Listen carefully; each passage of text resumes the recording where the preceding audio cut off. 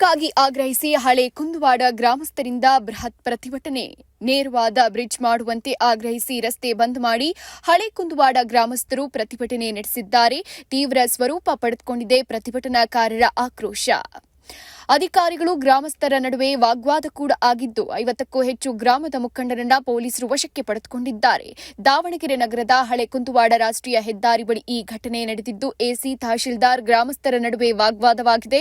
ಪ್ರತಿಭಟನೆ ಹಿಂಪಡೆದ ಹಿನ್ನೆಲೆ ಗ್ರಾಮಸ್ಥರನ್ನ ಪೊಲೀಸರು ವಶಕ್ಕೆ ಪಡೆದುಕೊಂಡಿದ್ದಾರೆ. ಕಳೆದ 2 ಬ್ರಿಡ್ಜ್ ಅವೈಜ್ಞಾನಿಕವಾಗಿ ಮಾಡಲಾಗಿದೆ. 2 ಬ್ರಿಡ್ಜ್ ಹೊಡೆದು ಈಗ ಮತ್ತೆ ಅವೈಜ್ಞಾನಿಕ ಬ್ರಿಡ್ಜ್ ನಿರ್ಮಾಣ ಮಾಡಲಾಗ್ತಿದೆ. ಹಳೆ ಕುಂದುವಾಡ ಬನ್ನಿಕೋಡ ಮಾರ್ಗಕ್ಕೆ ನೇರ ಬ್ರಿಡ್ಜ್ ನಿರ್ಮಾಣ ಮಾಡೋಕೆ ಗ್ರಾಮಸ್ಥರು ಪಟ್ಟು ಹಿಡಿದಿದ್ದಾರೆ.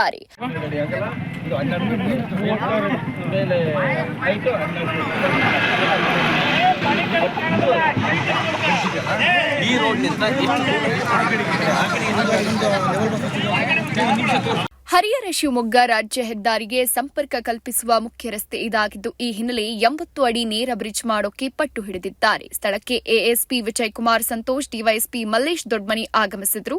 ಗ್ರಾಮಸ್ಥರ ಪಟ್ಟು ಸಡಿಲಿಸಿದ ಹಿನ್ನೆಲೆ ವಶಕ್ಕೆ ಪಡೆದಿದ್ದಾರೆ.